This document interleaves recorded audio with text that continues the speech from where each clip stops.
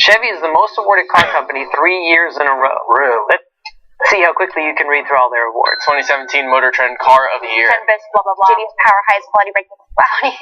Only about 90 more to go. That's a lot of awards.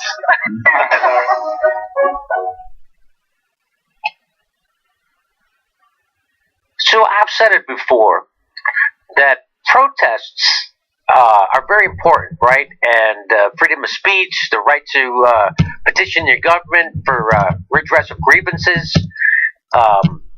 So that's why we have the right to assemble in America. It's the coolest thing about democracy, liberty, and freedom, right? And like when they protested, when they did the bus, why am I blanking on the black woman's name? Rosa Parks. When Rosa Parks took the seat in the front of the bus like she wasn't supposed to, she was inconveniencing some white people who wanted to sit there. Protests are supposed to inconvenience people. That's what they do. Well, let me just show you why am I bringing this up. So here's a guy who tweeted this out. He says, pro tip, protests that block traffic on the morning commute. Don't win over those being inconvenienced either. Yeah, you never been, like, all of a sudden there's a protest and now you're stuck in traffic and you're going to be late for your thing. That happened to me one time, and I was so pissed off that I called my city councilman and I was like, what the fuck's going on, man? I guess the protest worked. Because I called my city councilman and I wanted to find out what the hell he's doing about this problem. See what I'm saying? That's how protests are supposed to work. Protests aren't there to make you feel good. So anyway, this guy got him good. He says, for the millionth time, protests aren't about winning you over. Protests are about bringing awareness to a problem. And how do you bring awareness to a problem? You inconvenience people. So they have to stop what they're doing and acknowledge what's going on in the country that is a problem. That's why you have a protest that inconveniences people. Like when Martin Luther King marched, they never marched in the street. It was always on the sidewalk in single file, right? And you're like, well, who could be that dumb? He's got a blue check by his name, the guy who tweeted that out. So I'm like, who could be that dumb? Son of a bitch, he works for CNN. Isn't that weird? He's an establishment reporter who doesn't understand the first thing about civil protest, about direct action. Doesn't understand anything. The thing that kind of like, I don't know, the whole civil rights thing was built on? And maybe protests could be slightly less intrusive if the media did their job and covered them more. Instead of saying, stop protesting, things are okay. Hey, can you raise awareness in a way that doesn't inconvenience my white-collared wife? Can't you protest this important thing in a way that doesn't inconvenience rich people who have places to go? This is crazy. And this guy, by the way, won't be fired. He'll have this.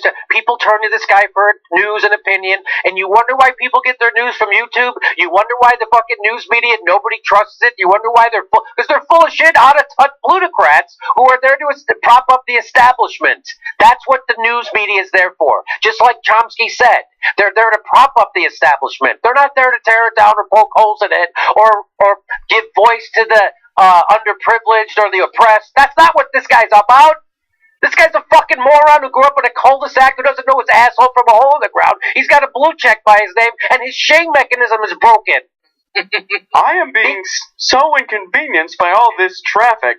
I have this weird feeling like maybe I have a moral obligation due to my job to tell people about this. That's probably just gas. Look at all this traffic.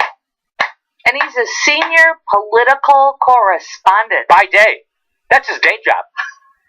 By night, he's a professional get shit wrong guy. Hey, if you need an example of a guy who's out of touch with his head up his ass and doesn't get how things work, call me. I'll give a speech at your event.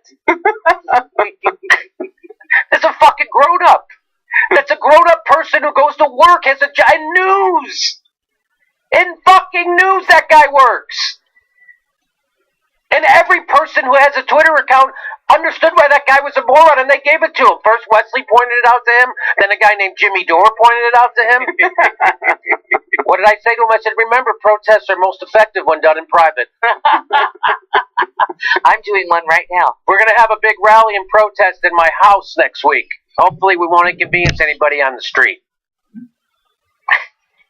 You know how those protesters at Planned Parenthoods, how they don't inconvenience anyone. They do it stealthy. They sit in their car and they don't say anything. What the?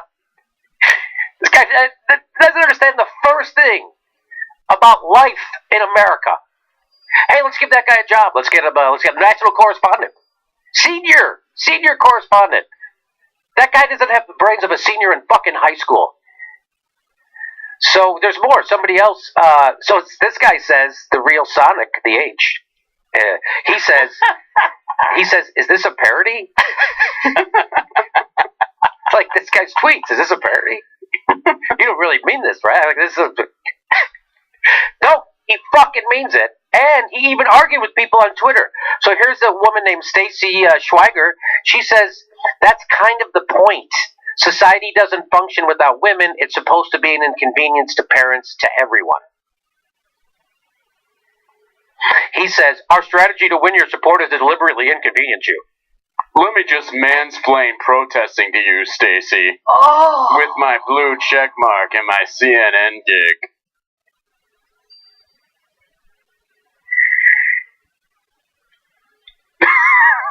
I mean, that's the whole point of a fucking protest. You inconvenience everyone. So people have to stop what they're doing. And they have to address what you want them to address. That's why you do a protest. What the? So he tweets out to her, what kind of reaction do you expect when you deliberately inconvenience someone? Again! Like, doesn't he have a friend he could call? Hey, what am I missing? What are protests about? I'm in news, you're in news. What are these about? Does he have Google? Google Martin Luther King. Google Martin Luther King Jr. Google Gandhi. Google Gandhi. Well, if he calls one of his colleagues at the corporate media and like, what are these protests? Those are the things we ignore unless they're Koch funded. That's what those are. I looked it up in the manual. Oh, okay. Yeah, you know how in France, how when they have strikes, it's so they don't inconvenience anyone. Because there's a strike every day in other countries because workers actually have power. And so when they go on strike, when they go on strike and the trains don't run, they're doing that to what? This guy, there's a billion stupid things. She says, what do you want people?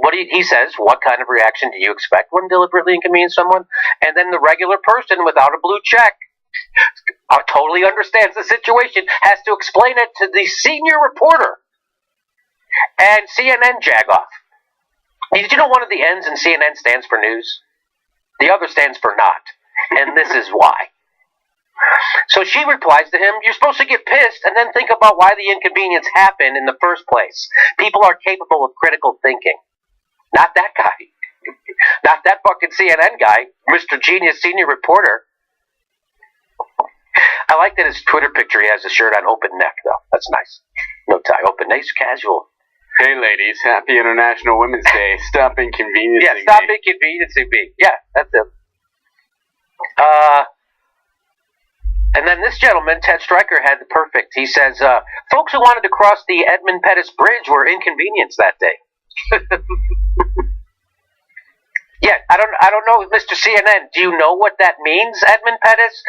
Will you ask someone who's a friend of yours, or will you Google it first, or will you just respond with a insult to someone who brought up something you have absolutely no understanding of? You're not supposed to inconvenience people with protests. So when the blacks would go sit in at the lunch counters, they weren't supposed to do that because that inconvenienced the white racists and it pissed them off and it didn't win them to their side. I mean, there was always the uncertainty of what would happen.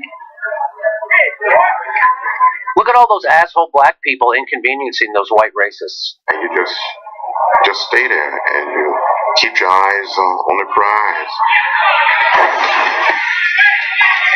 Look how how inconvenienced those white people are. Why would they do? They're not winning those white people over.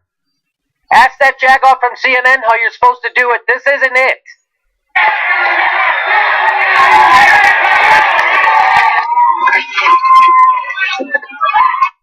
Those people hate them. Why would they protest like that? Those people hate them. Do you see how it's not working? They want them out of there. This isn't going to work. I bet blacks never get civil rights.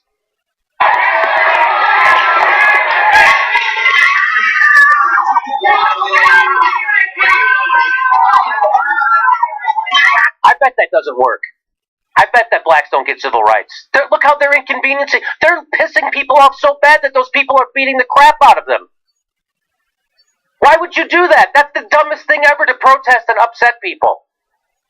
That's so stupid. I mean, I'm just talking like a CNN guy. That's if I worked for CNN. Right? I bet you blacks never got civil rights. Look at them. They're so dumb. What's that going to get you? Now everybody's mad at you. Doesn't win anybody to your side. Look, even the cops are mad at you. Cops are good people. The cops are mad. Everybody's mad at you. So when you do something like that, when you inconvenience people, you actually be courageous and make a stand. You have the courage to stand up to establishment dickwads like that fuckface from CNN. What a moron that guy is. You know what? I can't wait to bump into that guy. I will. I bump into most of these people. Well, I just want to let you know that he was CPAC's Journalist of the Year in 2015. So he was the worst. So what? That's like that's like your heroin dealer giving you a health award. You're the healthiest junkie I have. That's what when you win the award for being a CPAC reporter. So, you know what happens if you do that? If you inconvenience people, it's totally wasted, and it doesn't win people over to your side. But maybe they will give you, I don't know, maybe the Smithsonian Historian Museum will put up a thing for you. Because that's what that is. That made such a big difference in our country when they inconvenienced those people that the Smithsonian put that up in honor of them. Maybe someday they'll put an exhibit up at the Smithsonian to people who don't understand history. Maybe that's it. They're going to have an exhibit about how people don't understand history, and they'll put it right next to something historical, and it'll be a picture of that guy from CNN. It'll be called Journalism: The Dark Years.